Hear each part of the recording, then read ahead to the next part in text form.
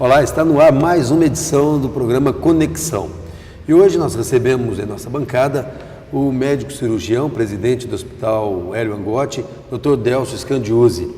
Dr. Délcio, o senhor nasceu no interior de São Paulo, né? Como é que foi essa sua trajetória lá em Aramina, sua terra natal? Pois é, Aramina aqui próximo, né? E a gente é da zona rural, morava na zona rural.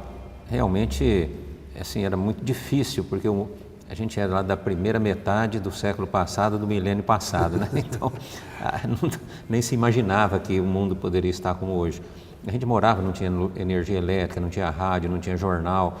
E a escola era difícil, aquelas escolas com os alunos, com vários alunos de várias séries, né? Em zona rural, depois que eu fui para Aramina. Então, assim, foi muito...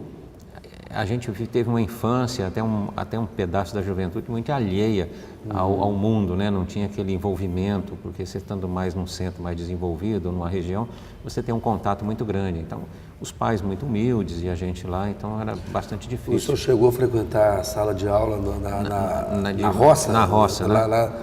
E naquela época parece que nem transporte tinha, não. Como é que era? Não existia transporte, por isso mesmo, porque tinha nas fazendas, porque a população da zona rural naquela época era bastante grande, não é? Não tinha esse êxodo que tem hoje, esse êxodo rural. Então as colônias tinham escolas e tinha professora que dava aula para todos os alunos, que geralmente eram poucos, né? 10 alunos no máximo, mas cada um de uma idade, né? Então, com isso, eu fiquei um ano num tipo de escola desse tipo. Depois, felizmente, passei para Aramina, onde já a sala já era normal. Mudamos para Aramina, que foi uma bênção, porque eu não aguentava mais lamparina. Eu tinha um trauma, porque escurecia, a gente não tinha rádio, não tinha televisão, não tinha luz, não tinha nada. Escurecia, já tinha que acender a lamparina. E ficava um pouco na lamparina e aquilo já ficava amanhecer, a querosene. De manhã cedo o nariz tudo preto, né? Então, assim, quando foi para que a gente via a luz e podia dormir, via as coisas, era uma coisa maravilhosa, não é? Então, foi uma vida muito boa, a gente brincava muito, era uma liberdade total, né? E tudo bem, era totalmente diferente de hoje, mas era assim muito excluído, né? Então foi uma infância, até um pedaço da juventude bastante alheia. Esse Scandiuzzi do senhor, o nome estrangeiro, né? De onde veio? Então meu avô, aliás meu bisavô, não é? Antônio Scandiuzzi, que é o fundador de Aramina, né? O capitão Scandiuzzi, que tem a rua principal lá, tem esse nome. Naquela época ele imigrou da Itália, não é? E ele com alguns parentes, até um ramo da família ali ao redor de Ribeirão Preto, que também é Scandiuzzi, mas a gente tem pouco contato porque naquela época se distanciou muito. Ele veio a Aramina, começou a plantar café na época, né? Fundou a cidade de Aramina, teve uma porção de filhos, né? E ali então a gente foi desenvolvendo naquela região. Então é uma originária lá da Itália. Da Itália. Isso. E aí a família sempre se dedicando à produção rural. Isso, na época lá é cana, né? Principalmente cana e... Já tinha as plantações de cana? Já tinha, porque a usina Junqueira, a Fundação Sinhá Junqueira é muito antiga, né? No começo do século passado, então quando eu já tinha, a cana era puxada com os carroções de boi, depois construiu, o Coronel Quito construiu a estrada férrea ao redor das usinas, então a gente tinha a estação que coletava nas diversas fazendas a cana-de-açúcar. Então aí a gente começou a ver alguma coisa, mas era só a zona rural e plantar arroz no brejo, que naquela época era o ideal, né? E a cana que começou então a apresentar, que era cortada toda à mão, né? Puxada, carregada nos ombros, então aquela coisa toda. Então eu trabalhei muito na zona rural com meu pai, né? A gente tinha uma dificuldade muito grande e naquela época não tinha nem salário mínimo, nem existia isso, né? Então havia infância bastante... E como é que era conciliar esse trabalho aí na roça com o pai, com a família e os estudos? Então, eu sempre... Dava para conciliar? A gente foi estudando no primário naquela época, depois, naquela época ainda tinha admissão ao ginásio, que a maioria da nossa geração nem sequer... estudava mais, porque era um vestibular depois de 4 anos de ensino básico, né? Era para passar para a quinta série, Para a quinta série, né? Para você chamava admissão ao ginásio, né?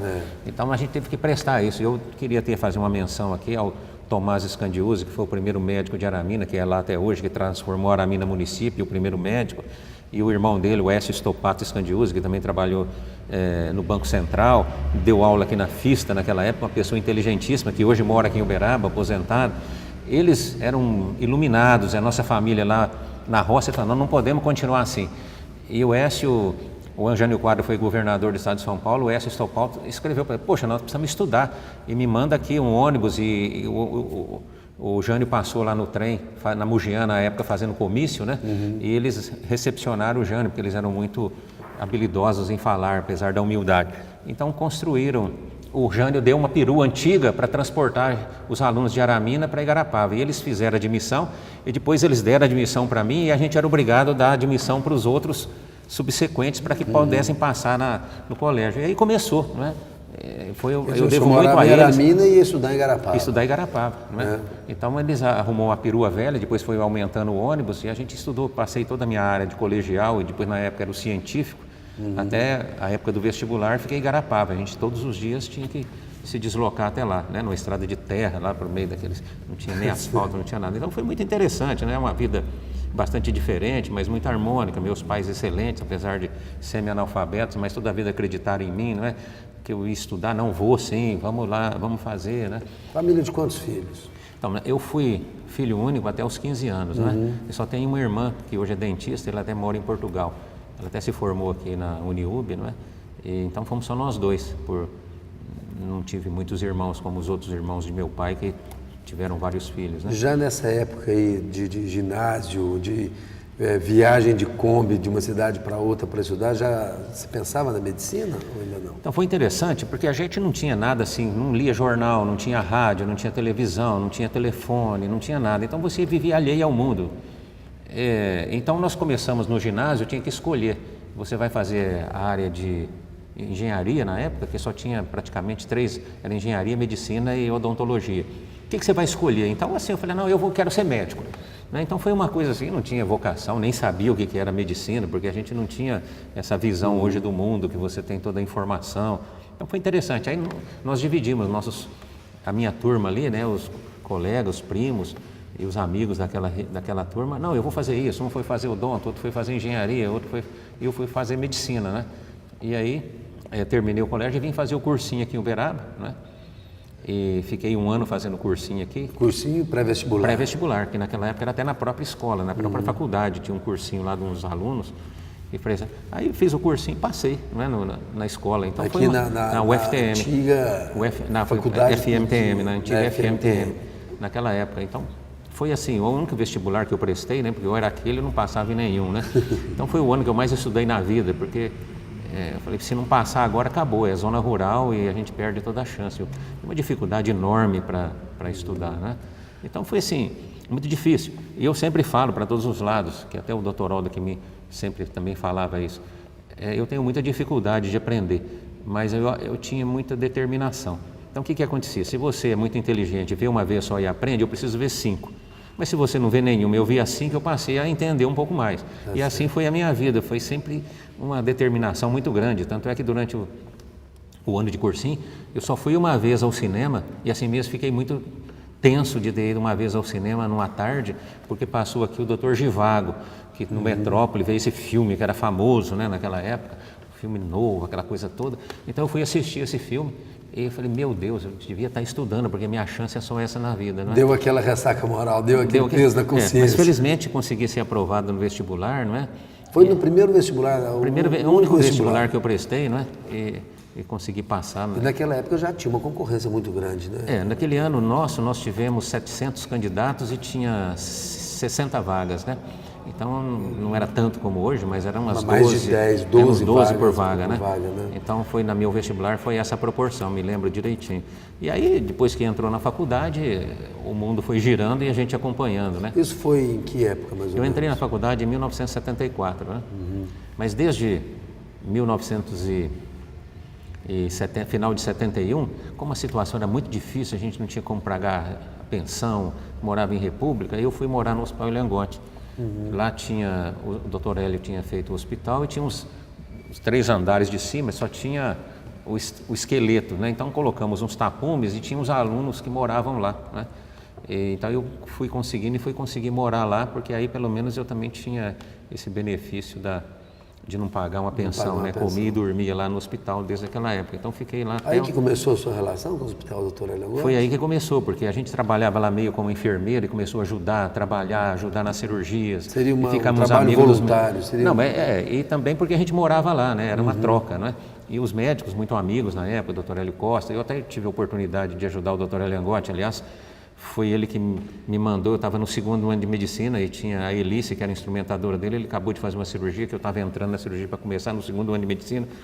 Ele virou para a Elice e falou assim, e dava aqueles pontos com aqueles porta-agulhas, aquelas agulhas enormes, que não tinha esses fios descartáveis de nylon, hoje aqueles fios de algodão, aquelas agulhas, aquele material grosso.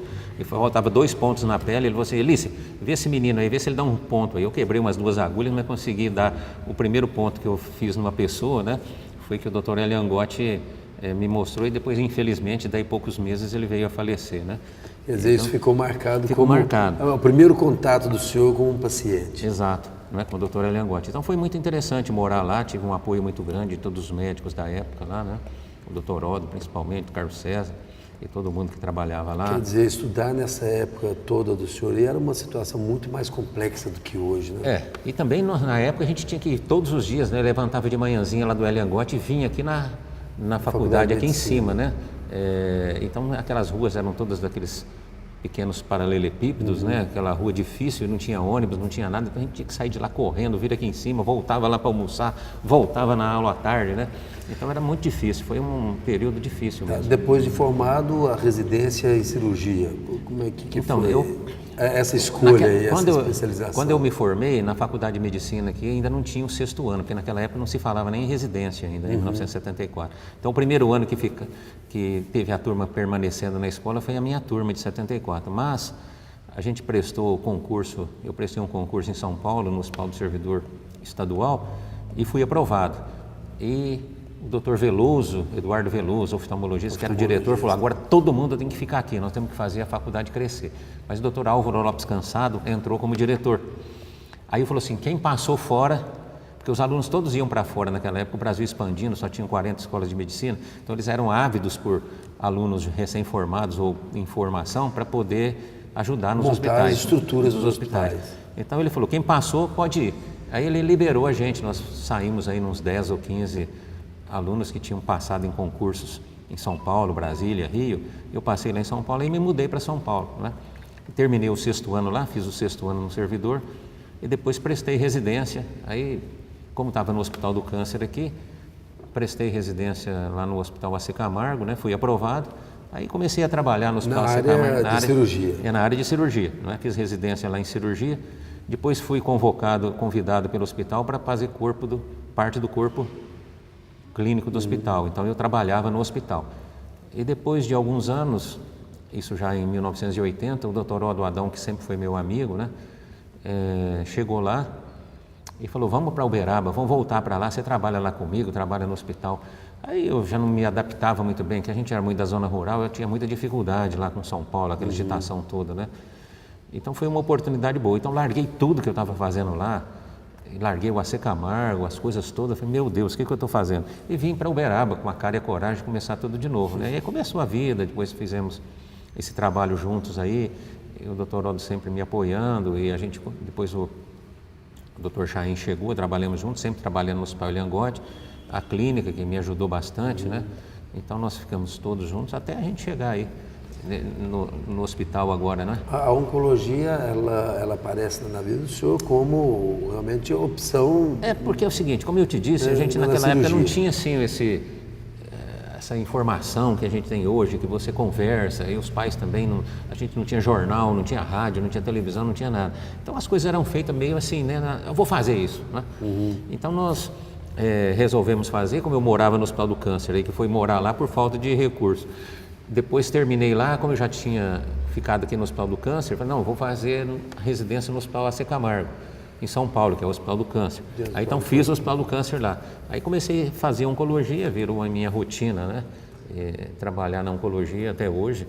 E a coisa que eu mais gosto na vida é de ser médico, de trabalhar essas coisas que eu já tive na Secretaria de Saúde, agora também colaborando lá com a administração do hospital, tendo essa responsabilidade. Isso me pesa muito porque eu gosto de estudar, gosto de estar atualizado, então para mim é difícil, um peso muito grande e preciso também sobreviver, não é? Porque lá no hospital a direção administrativa ela é voluntária, né? Gratuita, então a gente tem que se desdobrar para poder acompanhar tudo isso. Então é um drama danado, né? E é sobre isso nós vamos falar no próximo bloco, a sua atividade no Hospital Hélio Angotti, a presidência, e falar um pouco também do dia a dia do Hospital Dr. Hélio Angotti de Uberaba.